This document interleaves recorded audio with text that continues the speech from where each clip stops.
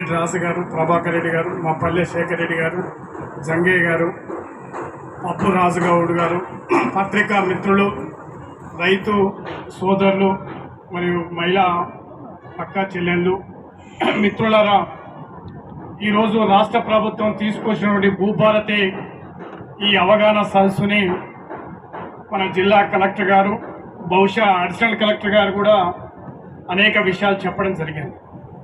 సరే, ఉమ్మడి నల్గొండ జిల్లా వాసులే నేను రాగానే అడిగాను ఏ జిల్లా అని.